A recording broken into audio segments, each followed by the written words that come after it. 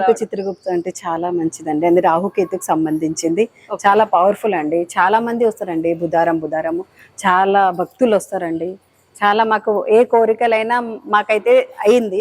నా బాబు కోసం మొక్కినాను, ఇప్పుడు మా పాప కోసం మొక్కుతున్నానండి. చాలా మాకు మంచిగా అనిపిస్తుంది. చిత్రగుప్తునికి 7 ప్రదక్షిణలు చేయాలండి, 7 దీపాలు ముట్టియాలండి. బుధారము 7 వారాలు ఆయనకు మెయిన్. ఇది చాలా పవర్ఫుల్ అనమాట. మళ్ళీ ఈ శివుని గుడి ఉందండి, శివుని గుడికి కూడా వస్తాం. చాలా కాలం అది శివుని గుడి కూడా. మళ్ళీ ఇక్కడ బాబా గుడి ఉందండి, బాబా గుడికి కూడా వస్తాం. నేను గురువారం కంపల్సరీ వస్తామండి. మాకు ఈ గుడి అంటే చాలా పవర్ఫుల్ అండి. చిత్రగుప్తుడు అంటేనే ఆయన ఎక్కడ లేదండి. ఆ గుడి ఇక్కడ మాత్రమే ఉంది, మా దగ్గర మాత్రం చతిరినాక దగ్గర ఉంది. ఈ చిత్రగుప్తుని దేవాలయం అనేది ఎక్కడ ఉండదు, చాలా తక్కువ ప్లేసెస్ లో ఉంటది. ఇప్పుడు కంచిలో ఉంది, ఇక్కడ ఉంది, యమపురిలో ఉంది. నాకు తెలిసినంత చాలా తక్కువ ప్లేస్ లో ఉంటుంది చిత్రగుప్త. దేశం మొత్తంలో 3 ప్రదేశాలలో చిత్రగుప్తుడి దేవస్థానం. చిత్రగుప్త యమపురి ఫస్ట్, సెకండ్ ఇక్కడ చూసాను, తర్వాత కంచిలో చూసాను. దాని తర్వాత ఇంకా మళ్ళీ ఇంకెక్కడ చూడలేదు, ఇంకా ఎక్కడ వినలేదు కూడా. చాలా మోక్షం గల టెంపుల్స్ ఇవి.